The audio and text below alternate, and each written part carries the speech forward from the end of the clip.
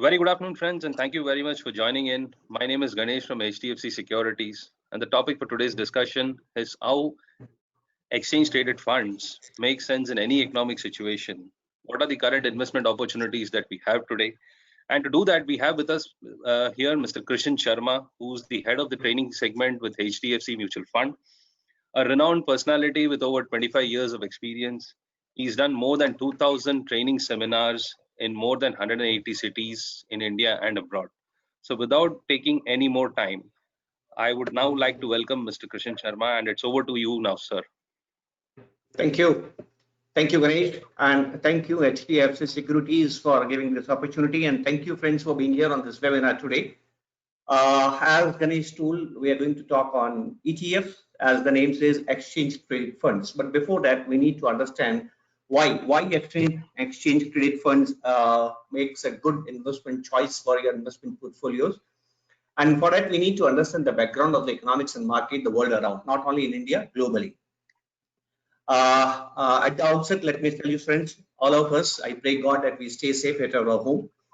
COVID-19, the state of economy and markets, as each one of us aware, I'll quote Kristalina Georgieva from IMF, and she says that IMF anticipates the worst economic fallout since the Great Depression. What does it mean? It means that for the last 100 years, the world economy, the global economy, including India, will observe one of the greatest contraction ever, and this is called recession.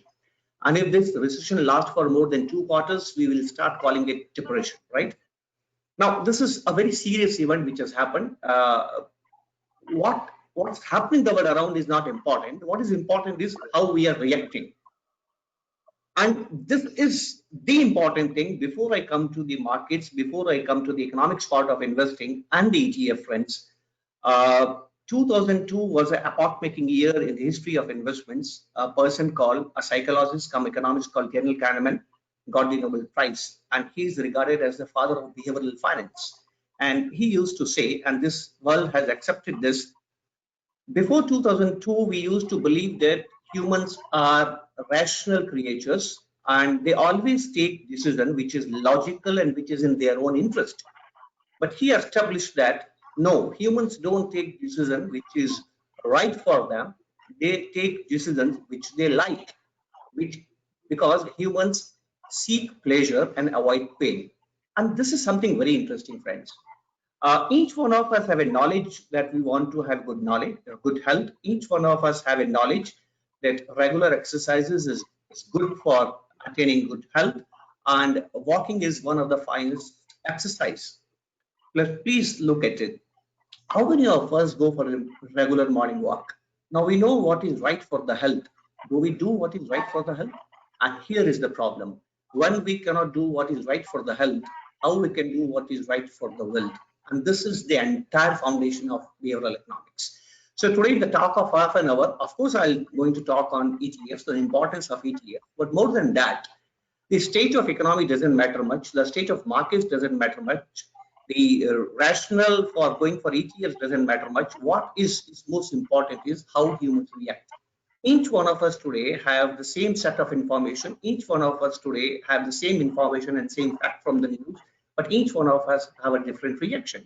At the end of our investing journey, it hardly matters what economics have done, hardly matters what markets have done. What matters is what you have done, what decisions you have taken.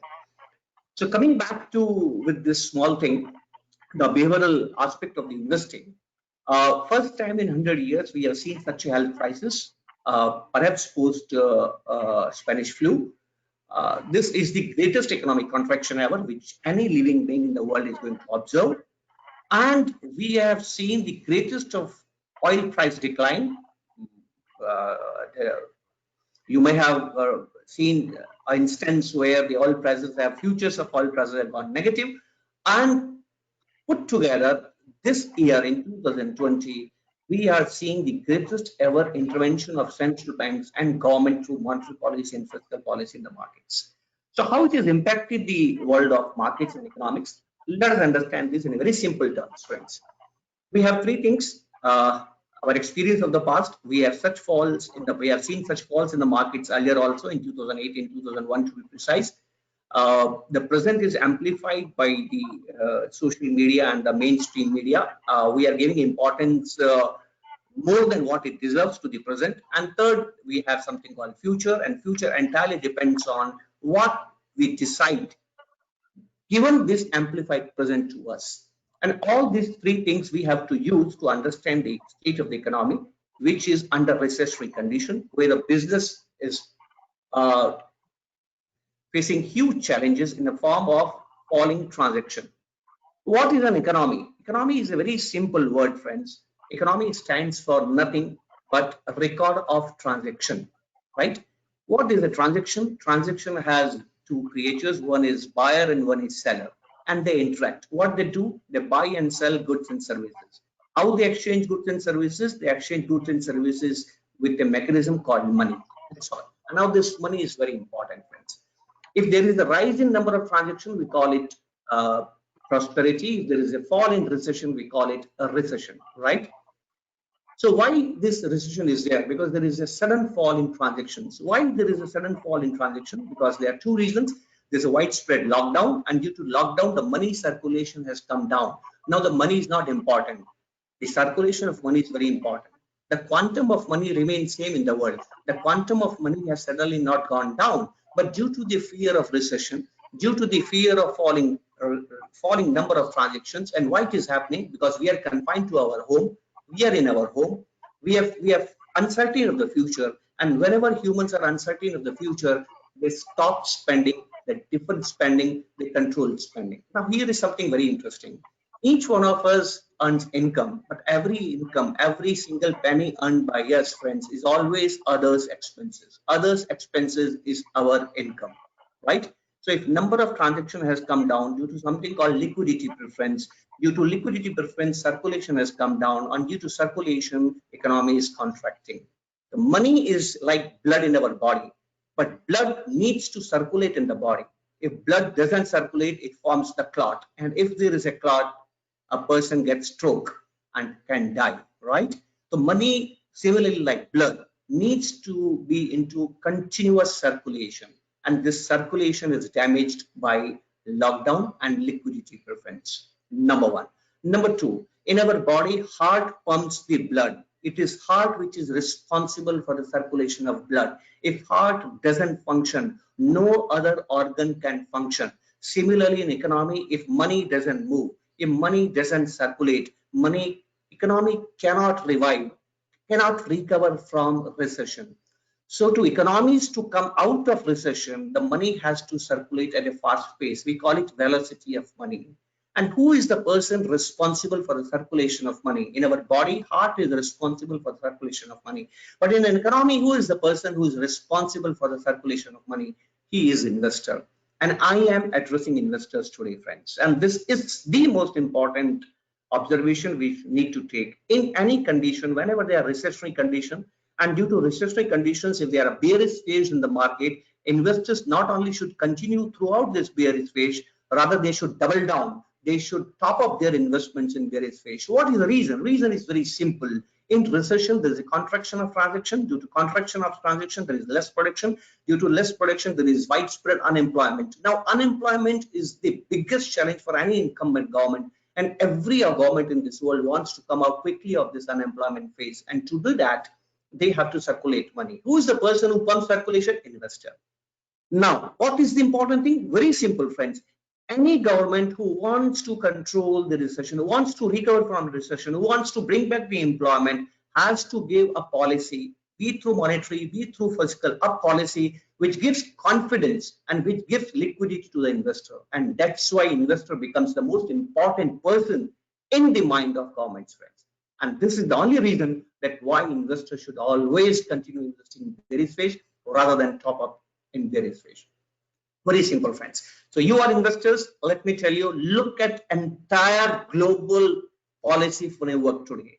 Any government, whatever they are doing to increase the confidence of the investor. And this is the role of the investor, friends. What is the challenge? Challenge is very simple. Most of the investors are looking at the possibility what can happen in the economy. This is not important, friend. What is important is what is the probability happening. A person who feels that wants to take insurance and he goes and buy insurance. But when he is buying insurance, he is thinking that the possibility that he can die any moment. Yes, there is a possibility that person can go for the sudden death. Akal Mrityu, we call it. Sudden death. Sudden death can happen in life. There is a possibility. And that's why he wants to buy. Premature death is a possibility in the life. And that's why he wants to buy insurance. But the person who is selling insurance doesn't look at the possibility of death. He looks at the probability of death. And this is what exactly we need to do in this recessionary condition. There is a possibility that economies can go into the vicious circle, but we have to see what is the probability that economies will recover or economies will go deeper into the vicious circle. And to look at this, we need to know what's happening with the money. As we discussed earlier, what is money? Money is something which makes the exchange possible. Money is something without which transaction cannot happen. So we'll talk on money, friends. And this money, what's happening with this money? Look at this, a very interesting chart. US is a country which has, I think, the most severe fallout of coronavirus. More than close to 15 lakhs are infected, more than 75,000 deaths. No other economy has faced the damages due to coronavirus the US has faced. But if you look at the markets of US, look at the Nasdaq 100 at 9,100, close to 9,000, over 9,000, they have recovered almost 80% of the losses which they observed due to coronavirus pandemic. Now, why it's happening? It's happening due to a very simple thing, and this is called flow of money, circulation of money, and we call it liquidity, friends. What Fed has done, what the government of US has done, Fed has printed close to $2.6 trillion, that is $2,600 billion of dollars. We call it quantitative easing in economics. So what is the interesting thing to observe here? Very thing. This is how humans learn. Look at 2008. In 2008 also, US has faced the recessionary conditions for 3 quarters, right? But there, whatever US has done in 2020, ahead of the curve, in 2008, they did behind the curve. That is after the collapse of Lehman Brothers, after the collapse of government agencies, Fannie Mae and Freddie Mac. After the bankruptcies happened, they started doing something called quantitative easing. And this year, they have prevented bankruptcies because they have started printing dollars before that happening. You will be surprised to know that due to the printing of dollars in US in the month of April, when already coronavirus was deeper into the economy, at that point of time, corporates of US have issued bonds worth $560 billion. And this is called abundant supply of money. What this abundant supply of money has caused, brought down yields below 1%, brought down yields below 0.5%, brought down yields to negative values in Germany, brought down yields below 0 in Japan. So in much part of the world, if you will see, interest rates are 0. Why I'm talking about the interest rates? Because interest is the reward of holding debt.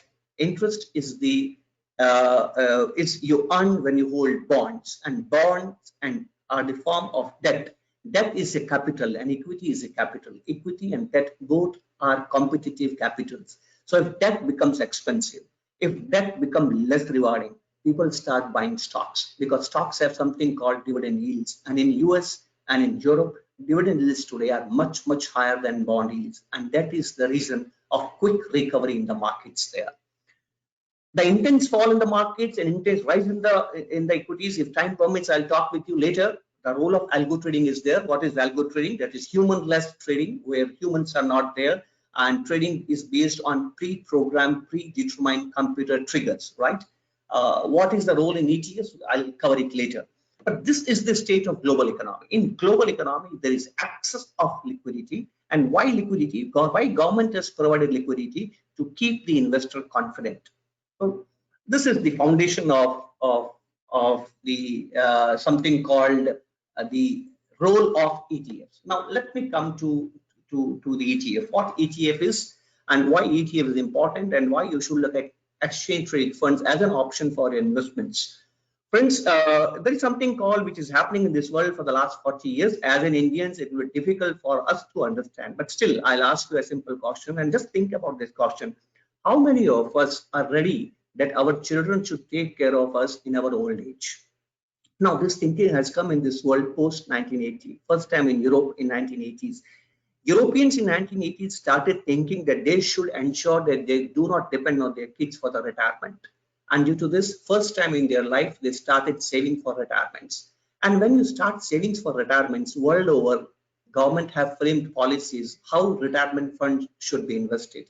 They should be invested into something called large and dependable and very safe avenues like bonds. And if retirement funds comes to equities, they come to large caps or mega large caps, which form the part of indexes. Right now, what's the impact of retirement consciousness? Please try to understand this. Today in Europe, in last 40 years, each and every family saves for retirement, and bulk of that money chases bonds, and bulk of that money chases government bonds, and that has brought down interest rates in Europe.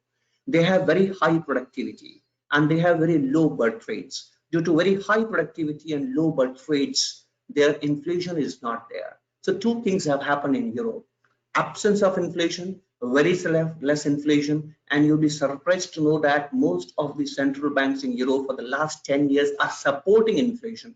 Unlike India, they are not controlling inflation. And since inflation is not there, and since there is continuous bond purchasing due to retirement consciousness, retirement planning, the yields have become very low, close to zero or even negative in certain cases, in the case of Switzerland, Denmark, and Germany. Since there is very low, zero or negative interest rates, the desire for stocks have increased. Each and every family, most of the families are investing in stocks. Now the retirement funds are also investing in stocks, including India, right? And this is called asset inflation. Asset inflation means that you can see in this modern world for the last 10 to 12 years that equities can give you additional returns, or markets and equities can rise without the underlying growth in the GDP of the country or the EPS of the companies. For the same level of EPS, you are ready to pay higher prices. We call it PE expansion. For the last 10 years in the world, the PE expansion is happening and the asset inflation is happening. So what you need to do, understand two very important things, friends. One is cognitive and the other thing is emotional thing. What's going to happen in this world? Since the retirement fund chases the best and the most safest offering of every asset, government regulations are such that this becomes a passive investing, right? They don't decide where to go. They don't try to beat the market. And there is a continuous supply of retirement funds. There's a continuous supply of long-term funds. There's a continuous fall in interest rates. And since there is a continuous fall in interest rates, there is asset inflation. And since there is asset inflation, the need has increased to take higher and higher exposure in equities by retirement funds. The more and more retirement funds have started coming to equities, including India, friends. And when these funds come to equities, where they are invested, they're invested in the mega cap or large caps in the form of index investing, and we call it passive investing. So this is the reason that bulk of liquidity is coming into passive investing. When so much money comes into the passive investing, it becomes very difficult for the active managers to beat the markets. Why it becomes very difficult for the active managers to beat the market, friends? Understand this in a very simple manner. I'll not be able to talk at length due to paucity of time, but I'll tell you to understand, if time permits, to search elsewhere. And this is called paradox of skill. When the skill increases, the importance of luck increases, friends. Look at this in a very simple way. What is active management? Active management is finding imperfections of the market, finding inefficiencies in the market, and getting higher returns due to the mistakes committed by others. It can happen in imperfect markets. It can happen in inefficient markets. It can happen in the markets where a very small population of investors come to market-related instruments or equity markets. Due to very low interest rates or falling interest rates, more and more people are getting attracted to our equities, and this same is happening in India post 2017. What started happening in Europe in 1990s is happening in India post 2017.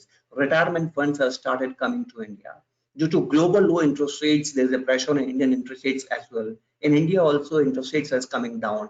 SIPs, which used to be 1,800 crores a month before 2015, now stands at 8,500 crores rupees a month. It means that more and more Indians are coming to Indian equity markets. Indian PF money is coming to equity markets. So this money, which is a long-term money, which is coming to equity markets, there is a search of this has attracted lot number of fund managers, quite a number of experts who were there in other industries to come into investment management industries.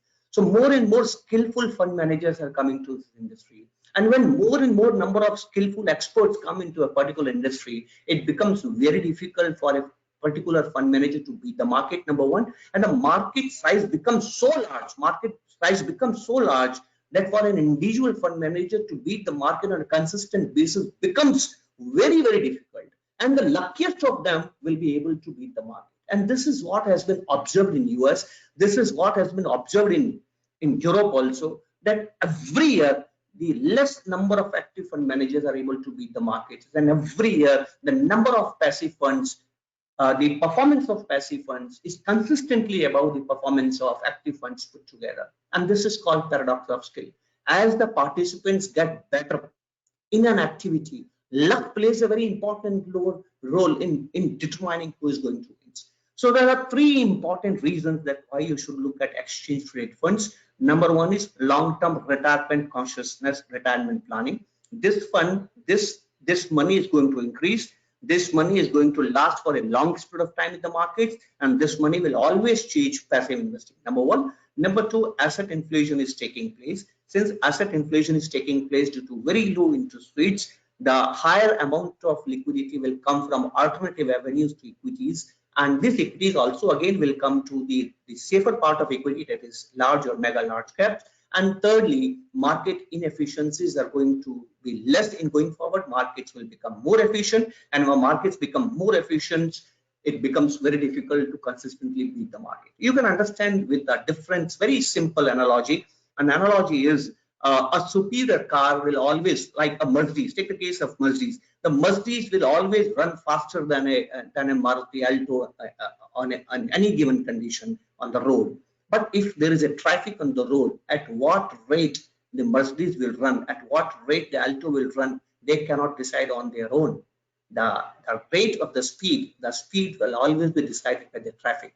So whenever traffic rises, the expertise of driver that to run the car fast diminishes. The traffic decides at what rate you will reach your office, right? If roads are empty, you can decide at what speed you will run your car. But if traffic is there, traffic will decide at what speed you will run your car. Similarly, in markets also, when more and more number of people come and join markets, and more and more people come and join any market, bond market, equity market, billion market, if the number of people keep on rising, the traffic keep on rising. And once the traffic keep on rising, the role of active maneuvering of the role of the drivers to find out the speed diminishes, and the traffic decides at what rate of return you will get. So it's always advisable to go for the exchange traded funds due to three very simple rules. And what are these three simple rules? I'll come back to these slides. These three simple rules are very simple. ETFs doesn't guarantee you that they will give you higher return, but ETFs guarantee you that you will have very lower expenses. And every penny saved is additional return friends. So ETFs offer you a very low cost portfolio, very, very low cost portfolio. Number one. ETFs is unlike index funds of mutual funds. They are always managed and run by mutual funds, but ETFs are different from a typical index fund. A typical index fund, only at the end of the day, when NAV is calculated, at that NAV only you can invest. But ETFs are exchange traded. They are listed on the exchange. It means that if markets have heavy swings in a given market, at any point of time, you can invest in ETFs, just you are buying shares. And due to this, since you can buy ETFs at any given point of time, ETFs attract traders also. And once ETFs attracts traders also, it gives the higher chances, it gives the higher volatility. And since higher volatility, you will be able to earn additional returns as well. Secondly, ETFs are open at nature. It's open and nature for the mutual funds, for the market creators. How ETFs is created, I'll come to that. Since ETFs are open and the creation of units can be done by mutual funds, whatever demand comes in the market can be met by ETFs. Thirdly, ETFs always have something called diversified way of investing, because ETFs gets you the entire index. Say ETF of Nifty. If I'll give an example. Look at this ETFs offerings by HDFC Mutual Fund. So this is called HDFC Nifty 50 ETF. If you buy this Nifty 50 ETF, you can buy it like a share in the market at any given point of time, real time basis. You can buy it, and by buying 1 unit of HDFC Nifty ETF, you are buying the 50 shares of Nifty, right? Similarly, you buy the 30 shares of Sensex. Similarly, by going for the gold exchange traded ETF, you are buying gold, because the underlying asset ETFs is formed on the basis of underlying asset. This is something, the beauty of ETFs. ETFs helps you to have a very diversified, low cost portfolio which can be tailored to your need. ETFs can be into gold, ETFs can be into commodities, ETFs can be into bonds, ETFs can be into equities, ETFs can be into any thematic or any cap, small cap, mid caps, large cap, if they are available in the matured markets. So whatever way you want to build your portfolios, you can build your portfolio. How ETFs are formed? Very simple. Mutual funds go to appoint the authorized participants. These authorized participants are the very large investors which have a capacity to buy in very large quantities. With the help of authorized participant, funds create an ETF buying the underlying stock. Say the case of Nifty, authorized participants will pool the large amount of funds. These large amount of funds will buy 50 shares of Nifty in the same weightage as the Nifty is, and then they will bundle it in a security, and then security will be listed in the stock exchange. Common investors can always buy units of this ETF from a stock exchange on a real-time basis. So coming back to the post-COVID scenario. So what post-COVID scenario is going to see, friends? Understand this in a very simple terms. Post-COVID scenario, the amount of money is going to rise in the world. That is called liquidity in the world is going to rise. This kind of policies we have adopted world over. In India also, additional liquidity has been created. If you look at the RBI has created close to more than 7.5 lakh crores of liquidity. I have never seen in my 25 years of experience RBI creating such kind of liquidities. Due to such high liquidities and due to low inflation, or rather no inflation in Europe and Japan, the expectation is the interest rate trajectory will be downwards only going forward. And in a low interest rate scenario, since all the asset classes are competitive asset classes, the low interest rates gives rise to the higher valuation of assets. We call it asset inflation. And due to high asset inflation, more and more savers, more and more investors will tend to go to the assets which are rising due to the low interest rates. So more money will come to equities. And since more and more money will come to equities, it will come to the form of passive investing. So passive investing, it becomes very difficult for the active fund managers to beat the market on consistent basis. And secondly, low cost. And this is the reason that why ETFs is gaining ground in US, is gaining ground in Germany, in Europe. And I'll say it without any hesitation that the bulk of fresh money which is coming in these matured markets is coming through passive investing only. And same is the case in India also. If you look at India for the last 2 years, the performance of passive investing far superior than what it used to be in the past. So as an investor, this is the right time to look at ETFs as an source of investing, because in investing investing is not something where you try to maximize returns. Investing is something where you try to maximize this wealth in the long term. And before I conclude, friends, I just tell you in a very simple way, please don't try to maximize returns, because returns are not in our control. Absolutely, they are not in our control. In our control is only one thing: what we want to do with our money. We need to understand only three things. That is, understand the role of time, understand the odds. The odds should be in our favor, and process then the outcome. When you focus on the return, you focus on the outcome, and you become a tactical investor. We should avoid to become a tactical investor at any cost. One should be a strategic investor. And believe me, when you are a strategic investor, you have one belief, and this one belief is none of the stock, none of the asset is stronger than all of the asset. This is very simple. None of us is stronger than all of us. And this is the case for asset allocation. Look at for the last 22 years, if you look at, not every time equities have given you higher return, not every time debt has given you the highest return, not every time the gold has given the highest return. So what you need to do is very simple, friends. Understand the nature of assets, number one.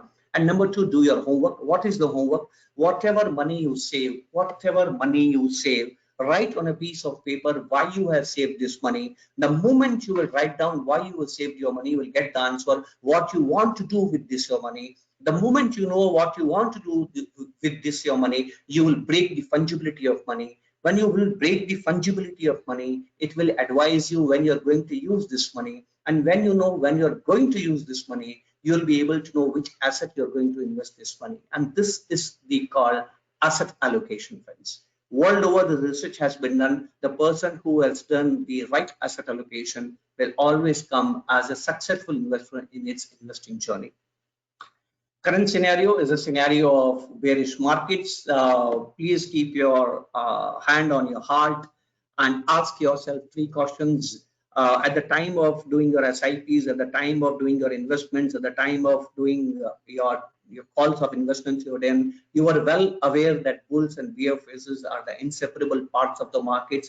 You are well aware that such falls, 30% fall has happened in the past also. You are well aware that this fall which has happened today is not the last in your life. This can happen in the future also. Then why you are worried? We are worried due to two reasons, and these two reasons are, one is cognitive and the other is emotional. Cognitive reason is perhaps we have not done financial planning, we have not done asset allocation, we are not strategic investors, we are tactical investors. We have followed a tactical approach to maximize our returns. And believe me, friends, if you look at your investing journey, 50% time your tactics will be right and 50% time your tactics will be wrong. Tactical investments can be done only 10 to 20% of your entire portfolio.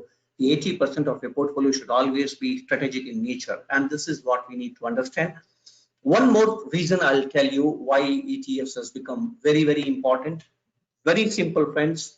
And this is, if you look at the RBI report of 2017, through that report, you will come to know that Indians are holding 84% of their wealth in real estate. And this real estate, due to low inflation or falling inflation, has not given any return for the last 7 years.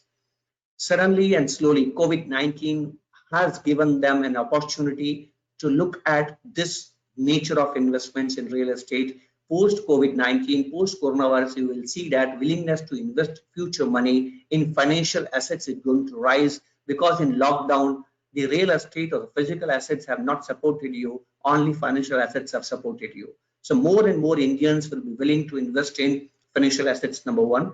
The Indian economy has grown in last 7 years only due to higher consumption, and this higher consumption was due to falling savings. Our savings, which used to be 25% 7 years back, has fallen to 17% from 25%. Coronavirus will make this trend reverse again. For next few quarters, Indians are going to save more. So there is twofold supply to financial markets. Number one is increased savings, and number two, shift of savings from real estate to financial assets, and bulk of this additional savings are going to be into passive investing. India will be a major beneficiary post COVID world order. I don't want to go much deeper into it because you must have read it through many blogs and articles and many webinars you must have attended. How India is going to be a country with the least negative fallout of COVID-19, and India being an alternative to China if countries wants to come out of China as a manufacturing sector. These are uncertain times, and in uncertain times we are worried. Please remember one thing: whenever you are worried, worry link uncertainty with bad outcome. We are hardwired to think in that manner only. So when you are worried, your brain always focus on the bad outcome, and that is called, friends, very simple, thinking on the possibility. Please come out of that. Think only on the probability of the events, and to understand probability, look back and look ahead. These kind of falls have happened earlier also. In 2008 it has happened, in 2001 it has happened, in 1992 has happened. Don't repeat those mistakes, what others have done mistakes in those times, that in bearish phase either they have paused their investment, either they have stopped their investments, and they have waited till the economy recovers, and when they were comfortable, they resumed their investing. Don't do that. Continue your investing, double down your approach, top up your SIPs, top up your investments. Markets anticipates, market do not respond. And if you ensure these four things which is there on your screen, if you do not lose your conviction, if you have ensured your financial exigencies, if you have done asset allocation, there is no way that your notional loss will turn into a permanent loss. And finally, please understand that humans always seek pleasure and avoid pain. Whenever your portfolio is in red, it is painful, and that is the reason we want to pause our investment. Don't do that. Overcome your emotional pressures and understand there is phase of the phase when government does what is good for investors, and being an investor, enjoy these moments. So this is what, friends, I just wanted to submit in front of you. I present myself. If you have any questions, Ganesh will be with us to take us through the need of ETFs, and if any technical aspects of ETFs we need to understand, Ganesh and me would put together will be able to address them. Thank you very much, Jai. Yeah, thank you very much, Mr. Krishan, for a very, very insightful session. And we certainly have some questions. I'll read it out to you one by one. We can, okay. So, yeah. Okay, so I'm keeping my camera off mainly because of bandwidth issues. So you'll just hear my voice. Okay. So there is one question here which says, what are your thoughts on sectoral ETFs like a bank ETF or a NIFT or an infra ETF? How does it compare it with? How does that compare with the broader market indexes like Nifty and so on? Again, I tell you, sectoral ETFs, you want to expose yourself to the sectoral. ETFs function similar way, whether you go sectoral or whether you go diversified.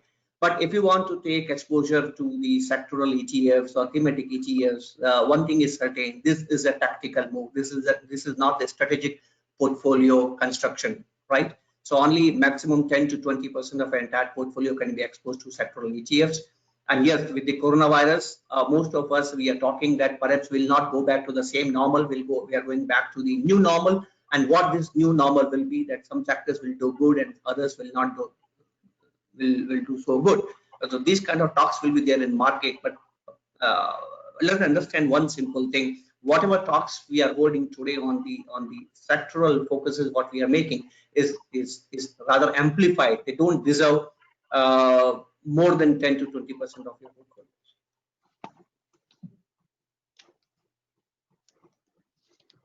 Yeah, can I take it? Yeah, please. Yeah. So another interesting question: how do you compare different since ETFs, as you mentioned, mirror the index? So how do you generally compare ETFs provided by different fund houses? Oh, it hardly matters who is the fund house, because there is no hardly any. These are passive funds. There is hardly any role of fund managers. But yeah, there is a role of processes. So if you want to buy ETFs, always go through an organization who is behind the ETFs, who follows the best of processes, right? That's more important. So rather than the fund manager, the fund house becomes important in the case of ETFs while selecting the ETF. Yes. And their capacity that they will be able to, and the capacity of the fund house that they will be able to get the authorized participant and whatever kind of amount, whatever demand is there. Because if ETF loses that arbitrage, or if ETF doesn't have the capacity that it can meet the demand, whether it is falling or whether it is rising demand on the real-time basis, then it becomes ETF to track the returns of index. So the fund house becomes very important. The capacity of the fund house becomes very important in the case of ETF, rather than the performance, individual fund manager's performance. Okay. The next question is, what is your view on gold? Very simple. Gold is something which is called gold gets strength when others are weak. It is something like this. Gold has no role in any economic setup. In any economic setup, gold has no role. Gold by itself doesn't do anything. But gold is a store of value, right? And all other economic agents, be it equities, be it debt, be it in whatever kind of instruments can come to an economy, they get their strength from the underlying economic activities. If business is doing good, then only the stock will be good. If business is doing good, then only the debt paper is good. If the country is doing good, then only the debt paper is good. But if everything fails, gold cannot fail. So gold is more an insurance. So whenever the world faces recessions, whenever the world faces uncertain future, there is a tendency that more and more people to protect their store of value tend to go to the gold. So gold should not be there in your portfolio to maximize your returns. Gold should be there in your portfolio to as an insurance that when others will not give me results, when others will not be able to give me returns, gold will be able to give me returns. So gold has an insurance value rather than anything else. If you look at the gold history for the last 100 years, they have not created wealth for you, but they have protected your wealth. So gold in the long term sometimes protects you better than the debt. So as the protection part of it, as the insurance part of it, you can take exposure to the gold, but not for maximizing wealth. Great, thank you so much. And just a follow-up question from one more client of ours. Between gold ETF, how do you gold ETF against investing in gold mining companies? Gold mining companies. So mining companies is a business. See, understand one thing. Buying gold ETF is buying the gold, right? And investing in the gold mining companies, it means you are investing into the business. Now the businessman who's running the gold mining companies has to be a good manager, has to be a good financial manager, should have a good balance sheet, should be able to control his income expenses. It's a normal business. So you are exposed to the same kind of risk which you face in other businesses. So if you want to go into the safety of gold, you should be into the gold. Right? Okay. It is something like this, whether you're buying a plot of land or you're buying a stocks of the real estate company, right? A real estate company, if they have leveraged, if they have borrowed a lot of money, even if a plot can give return, real estate company cannot give you return. It's something like this. These two cannot be compared. Sure. Okay. The next question is, what is the best time to invest in ETF when the markets are down, or how long to remain invested? So I'll tell you very simple. Anytime is a good time to invest in ETFs.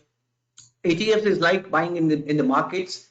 The only thing is through ETF, instead of buying every single share of 50 shares of Nifty, you can buy all the 50 shares at one go.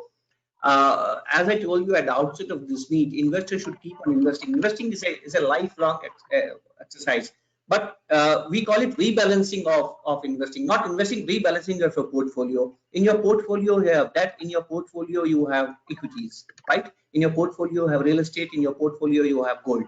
In fact, if you look at the developed countries, all these portfolios can be in the financial terms. Real estate also is traded in the financial terms there, right? So you should rebalance your portfolio. Equity is the ownership of business. Number one, in recessionary conditions, business goes down and unemployment rises. For every government in this world, unemployment is the biggest challenge, and government wants to control that. Government wants to increase employment. To increase employment, they have to give facilities to the businessman. Whenever there is a recessionary fears in the economy, that is the time when businessmen can get whatever they want from governments. Please understand one thing, businessman is the smartest person of the society and government is the strongest person in the society. This strongest person of the society listen to the smartest person of the society when there is unemployment.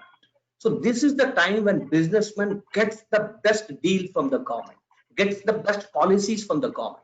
So these are the right time that you rebalance your portfolio in favor of equity.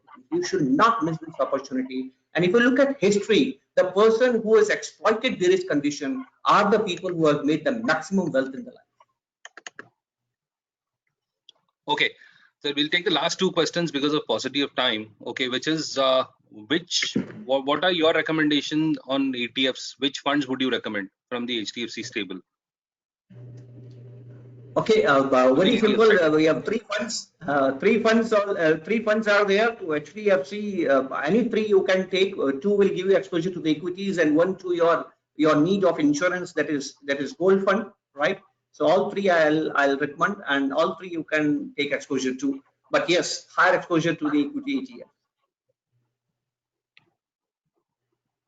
Yeah.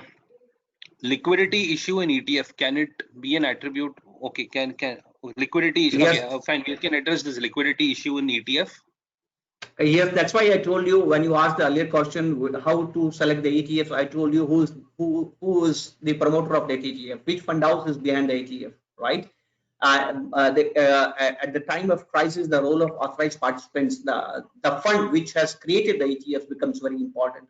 So you should go for the ETF which fund has demonstrated their capacity to deal in the liquid times. Look at the history of those fund houses, and then you can select the ETF. Okay, then okay. So how to buy ETF? I'll take this one. So very simple process as far as transacting in ETF is concerned, buying ETF is concerned. Log on to your HDFC Securities account. Okay, once you log in, under the products tab, click on the products tab. You will find ETFs, and you can buy any ETF from there. There's a list of ETFs mentioned over there. The process is fairly simple. Okay, and we will take one last question, that is on the company dividend benefits to the ETF. Okay, all the dividend benefits that accrue in the ETF are reinvested in the scheme. Okay, and okay, so since there's a pop-up, one more question, last question has come up. Let's not miss this one. We'll finish up with this question. Your views on Nifty 50 versus Nifty Next 50? Views in what sense? Yeah, view as in from an investment perspective. Performance going forward. Yeah, very simple. Since we are talking of ETFs, the bulk of ETF money always chases the biggest of opportunities, right? So the bulk of passive funds always come into the larger mega setups, right? So Nifty 50 is always preferred to the next Nifty 50 as far as ETFs are concerned.